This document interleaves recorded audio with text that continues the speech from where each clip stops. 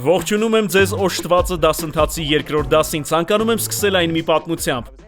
Մինեսոտա նահանգի Մինեապոլիս քաղաքում էի, մի երեկո իմ լավ ընկերներից մեկի հետ ընթրում էինք և զրուցում։ Նա պատմում էր, որ տարիներ շարունակ մի ավագ դպրոցում մարզել է բասկետբոլի աղջիկների թիմը։ Դա շատ մեծ քրիստոնեական ավագ դպրոց էր։ Նա ասաց. «Ջոն, 18 տարի տանջվել ենք։ Հասնում էինք նահանգային մրցաշարին և պարտվում տարածաշրջանային կամ եզրափակիչ մրցումներում։ Պարտվում էինք առաջին շրջափուլում կամ եզրափակչից անմիջապես առաջ։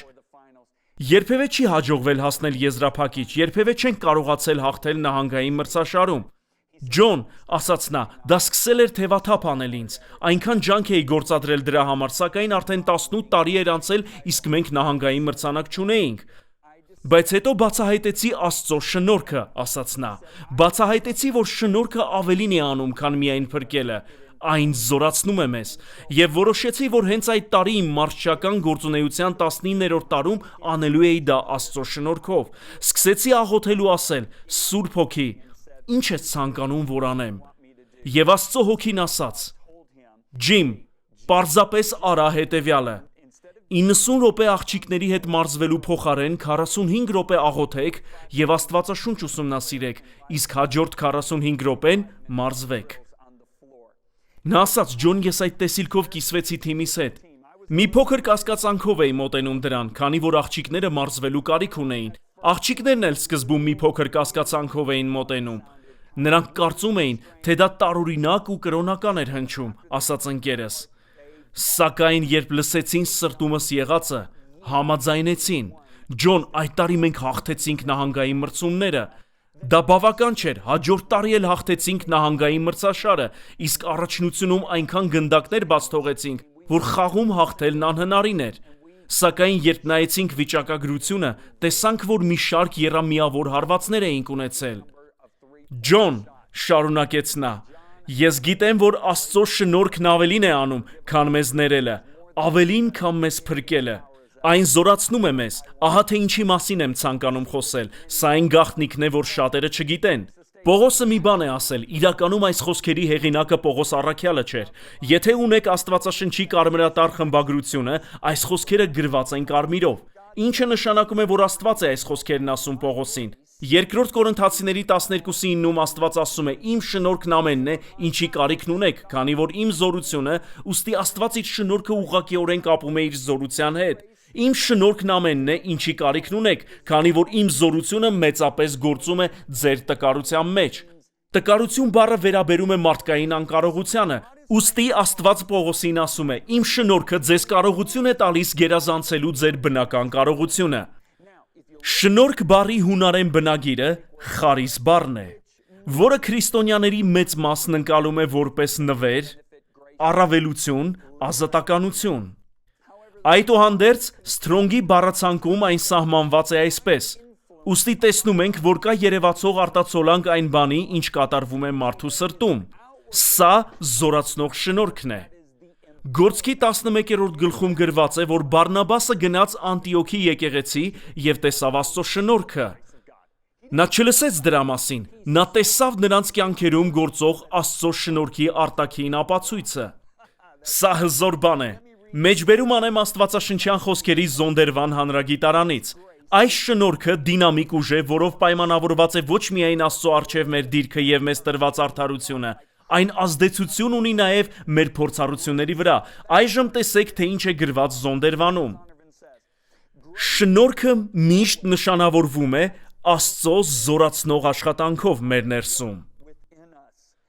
Ուստի տարիներ շարունակ Աստծո խոսքն ուսումնասիրելուց հետո շնորհք բառի իմ սահմանումը հետևյալն է.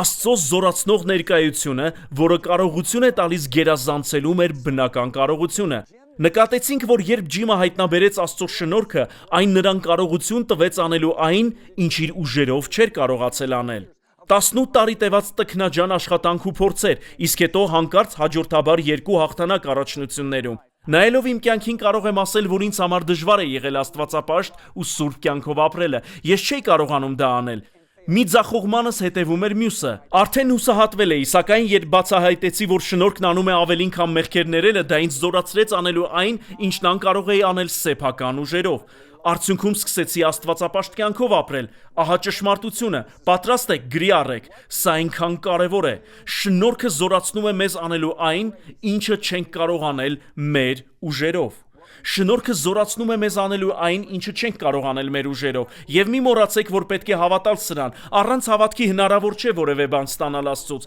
Աստվածաշնչում Հռոմեացիների 5-րդ գլխում գրված է. հավատքի միջոցով մեզ հասանելի է Աստծո շնորհքը։ Այլ կերպ ասած, երբ հավատում ենք, երբ հավատք ունենք, դա մեր կյանքերում դուռ է բացում Աստծո շնորհքի համար։ Աստված պատրաստ է տալ մեզ շնորհք, որը կօգնի անելու ավելին, քան կարող ենք։ Սակայն եթե չհավատանք, այդ շնորհքը մեզ հասանելի չի լինի։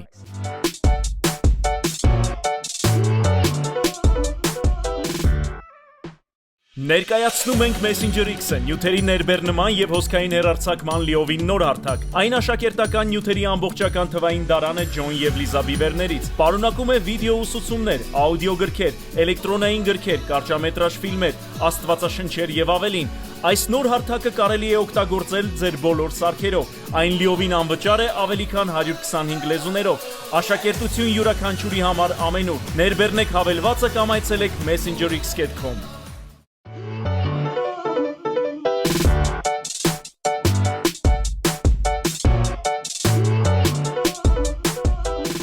Գրեթե 10 տարի առաջ վիճակագրական հարցմամբ պարզվեց, բացահայտվեց, որ Ամերիկայի քրիստոնյաների 95%-ը չգիտի, որ շնորհքն Աստծուց տրված զորությունն է։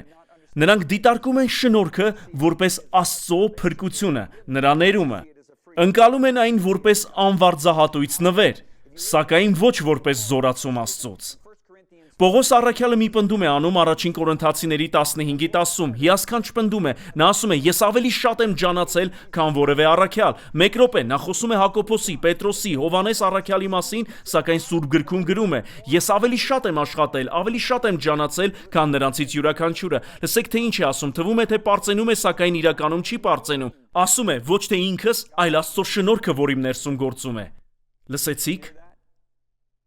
Նա չէր կարողանա անել ավելին, քան մյուս առաքյալները, եթե իր ուժերով փորձեր։ Ինչ վերաբերում է մեր կոչմանը, թույլ տվեք մի բան ասել։ Սրա շուրջ պետք է խորհել։ Աստված այնպես է արել, որ ձեր կոչումը վեր լինի ձեր բնական կարողությունից։ Լավ, նորից կասեմ։ Աստված ստեղծել է ձեզ անելու մի բան, որը անհնար կլինի ձեր բնական կարողությամբ։ Ինչ ասացիք։ Օ այո։ Աստված հատուկ այնպես է արել, որ ձեր կոչումը վեր լինի ձեր բնական կարողությունից, որպեսզի չկարողանաք պարծենալ դրանով։ Եսայի 48:11-ում Աստված ասում է. ես իմ փառքը ուրիշին չեմ տա։ Եթե Աստված ձեր կոչումը դներ ձեր բնական կարողությունների սահմաններում, դուք կկարողանայիք նրա հետ փառք կիսել, իսկ նա ասում է, որ իր փառքը ոչ մեկին չի տա։ Ահա թե ինչու է կարևոր հասկանալ, թե որն է ձեր պարգևը։ Քանի որ առանց ձեր պարգևի չեք կարողանա իրականացնել ձեր կոչումը, եւ քիչ անց կտեսնեք, որ պարգևը նույնքան գերբնական է, որքան շնորհքը։ Լավ, վերադառնանք մեր թեմային։ Եթե Աստված կանչել է ձեզ ինչ-որ բան անելու, նա տալու է ձեզ գործիքներ, հոգևոր գործիքներ անելու այն, ինչի համար կանչված եք։ Եկեք խոսենք բնականի մասին։ Արդյոք երբևէ կիմանայիք, որ Ռոջեր Ֆեդերերը պատմության մեջ լավագույն թենիս խաղացողն է, եթե չլիներ թենիսի ռակետ, այսինքն գնդաթի ասվածը։ Պատկերացրեք չլիներ թենիսի գնդաթի եւ չլինեին թենիսի գնդակներ, որտեղից կիմանայինք, որ Ռոջեր Ֆեդերերը ամենալավ խաղացողն է։ Միքելանջելոն, եթե չլինեին մատիտ, գրիչ, վրձին ու ներկեր, երբևէ լսած չէինք լինի Միքելանջելոյի մասին։ Որտեղից դուք կիմանայիք ձեր քաղաքի ամենալավ ատաղձագործի մասին, եթե նա չունենար փայտի հետ աշխատելու գործիքներ։ Մեզ պետք են գործիքներ կատարելու այն, ինչի համար կանչված ենք։ Այժմ կարևոր հարցը հետևյալն է. արդյոք բոլորս ունենք այս գործիքները, այս պարգևները։ Այս դասընթացի մեջ գործիքներ եւ պարգևներ բառերը գործածելու են որպես հոմանիշներ։ Արդյոք բոլոր քրիստոնյաներն են ստանում գերբնական պարգևներ Աստծուց, թե միայն հովիվները, միսիոներները եւ երկրպագության առաջնորդները։ Սա շատ կարևոր հարց է։ Եթե շատ անկեղծ լինեմ ձեզ հետ, իմաստ չէր ունենա ձեր մասնակցությունն այս դասընթացին, եթե պարգևներ ունենային միայն հովիվները, միսիոներները եւ երկրպագության առաջնորդները։ Արդեն հասկացաք պատասխանս, սակայն կտամ նաեւ հոգեվոր պատասխան։ Դուք կհասկանաք, որ գերբնականորեն օժտված եք կատարելու ձեր առաքելությունը։ Սկսենք։ Հռոմեացիների 12:6-ում գրված է. Նրա շնորհքով, հունարեն բառը խարիս, սա այն բառն է, որի մասին խոսեցինք քիչ առաջ, Աստված մեզ տարբեր պարգևներ է տվել։ Եթե հունարեն խարիզ բառին ավելացնենք մ եւ ա տառերը, կստացվի խարիզմա բառը։ Ուստի իր խարիսով Աստված մեզ տվել է մի շարք խարիզմաներ, պարգևներ։ Այժմ, ինչու են նա տվել մեզ այդ պարգևները, որպեսզի որոշակի բաներ լավ կատարենք։ Ինձ սա դուր է գալիս։ Թենիսի գնդաթիով հնարավոր չէ ջրմուղային խնդիր լուծել, սակայն այն կարող է հարցեր լուծել Միացյալ Նահանգների թենիսի մրցաշարում։ Աստված ինձ եւ ձեզ հատուկ պարգևներ է տվել, եւ այդ հատուկ պարգևները նախատեսված են հատուկ բաներ լավ կատարելու համար։ Պարզ է, հասկանում եք, սա հրաշալի է։ Անկեղծ ասած, այս թեմայով քարոզելը ինձ երջանկացնում է, շատ լավ։ Եվ ուրեմն հունարեն խարիզմա բառը, չմոռանաք, որ խարիսը շնորհքն է, որին ավելացնելով մ եւ ա տառերը, ստանում ենք խարիզմա հունարեն բառը, որն էլ սահմանված է որպես, սա տարբեր սահմանումների իմ ձևակերպումն է, օժտում հատուկ շնորհքով, որը հատուկ կարողություն է տալիս մարդուն։ Կրկին կասեմ, հատուկ շնորհքով օժտում, որը հատուկ կարողություն է տալիս մարդուն։ Այս կարողությունը աստվածատուր ունակություն է, որը նա վստահում է մարդուն եւ այն միշտ գերազանցում է բնական կարողությունը։ Ուստի որոշ պարգևներ միանշանակ գերբնական են։ Լավ, կան նաեւ պարգևներ, որոնք թվում են սովորական, սակայն իրականում արտասովոր են։ Որոշ պարգևներ տրված են ի ծնե։ Այլ պարգևներ տրվում են Տիրոջ խոսքով հատուկ ժամանակների համար։ Եվ մենք քննարկելու ենք բոլոր այս տարբերակները։ Կրկին, որոշները տրվում են ի ծնե, մյուսները տրվում են Տիրոջ խոսքով հատուկ ժամանակների համար։ Ես սրանք անվանում եմ փոխանցվող պարգևներ։ Օրինակ, իմ կյանքում առկա պարգևների մի մասը կապված են բանավոր խոսքի հետ։ Հիշում եմ, երբ առաջին անգամ մեր ամուսնությունից հետո Լիզան լսեց ինձ քարոզելիս։ Նա նստած էր առաջին շարքում։ 5 րոպե անց խորքում մտավ։ Նրա մտերիմ ընկերուհին, Էմին, կողքին նստած էր։ 5 րոպե անց տեսա, թե ինչպես էր նրա բերանից թուքը ծորում։ Ինչ էր կատարվում։ Ես դեռևս օժտված չէի հրապարակավ խոսքով կիսվելու համար։ Փորձում էի։ Գիտեի, որ կյանքիս համար կոչում կար, փորձում էի սեփական կարողություններով գործի դնել այն, ինչի հետևանքով մարդիկ քնում էին, սակայն հիշում եմ այն բանից հետո, երբ Տերը խոսեց ինձ հետ, եւ ես ընդունեցի երիտասարդական հովվի ծառայությունը։ Ֆլորիդայում էի, երբ բեմ բարձրացա եւ 4-5 րոպե խոսքով կիսվելուց հետո 2800 մարդ ծնկի իջած լալիս էին։ Դպրոցում ամենավատը անգլերենից էի եւ շարադրություններ գրելուց։ Սակայն հետո 1991 թվականին Աստված ասաց ինձ. «Որդիս, կամենում եմ, որ գրես, այժմ իմ գրքերից միլիոնավոր օրինակներ կան, ավելի ուշ այդ մասին ավելին կպատմեմ»։ Իսկ հիմա անդրադառնալու եմ սուրբգրային մի համարի, որը պատասխանում է կարևոր, խիստ կարևոր հարցի։ Պատրաստ եք Պետրոսի առաջին թուղթ 4:10։ Տեսեք, թե ինչ է ասում Պետրոսը։ Ինչպես որ ամեն մեկդ, այստեղ կանգ առեք, նա չասաց ամեն հովիվ, ամեն ծառայողական պարգև ունեցող անձնավորություն, ամեն առաջնորդ, ամեն միսիոներ, այլ ասաց ամեն վերստին ծնված հավատացյալ պարգև է ստացել։ Այստեղ օգտագործված հունարեն բառը խարիզման է, իրար մատակարարեք որպես Աստծո բազմատեսակ շնորհքների լավ տնտեսներ։ Բազմատեսակ նշանակում է բազմաթիվ կողմեր ունեցող։ Շնորհքի այնքան տարբեր օժտումներ կան, որ մենք ունենք։ Դրանք կոչվում են խարիզմաներ։ Եվ մենք պետք է բացահայտենք, թե որն է այդ պարգևը եւ զարգացնենք այն։ Ահա թե ինչու եք դուք դիտում այս դասընթացը։ Ուստի յուրաքանչյուրդ, եթե վերստին ծնված եք, լցված եք Աստծո հոգով, ունեք պարգև կամ պարգևներ, եւ այդ պարգևները կարողություն են տալիս գերազանցելու ձեր բնական կարողությունը։ Շատ լավ հիշում եմ, թե որ առարկայից էի շատ վատ ավագ դպրոցում։ Ձեզնից շատերը չգիտեմ, բայց դա անգլերեններ եւ շարադրություններ գրել է։ Անգլերենն ինձ համար օտար լեզու էր, սարսափելի էր։ Եվ սակայն մի օր Աստված խոսեց ինձ հետ. «Որդիս, ես ցանկանում եմ, որ դու գրես»։ Երբեք չեմ մոռանա, թե ինչպես ծիծաղեցի եւ մտածեցի. Աստված, դու այնքան զավակներ ունես երկրի վրա, պարզապես ինձ ուրիշի հետ ես շփոթում։ Հաստատ չես ցանկանում, որ գրեմ, խոսիր անգլերենի ուսուցիչների հետ, իսկ հիմա նայում եմ, թե որտեղ եմ այսօր։ Այս պատմության մանրամասները կպատմեմ մեկ այլ դասի ընթացքում։ Գրքերս տասնյակ միլիոնավոր օրինակներով են տպվում։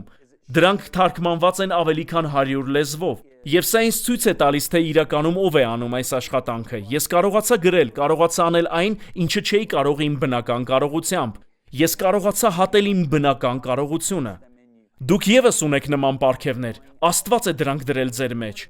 Սա ենք հասկանում Տիրոջ խոսքը լսելիս։ Հավատքը բորբոքում է ձեր սիրտը այդ պարգևները բացահայտելու, դրանք զարգացնելու եւ գործադրելու համար։ Եվ հավատացնում եմ ձեզ, որ այս ամենը քննարկելու ենք գալիք դասերին։ Մենք պետք է քննարկենք, թե ինչպես են տրվում պարգևները, հենց դա էլ անելու ենք հաջորդ դասին։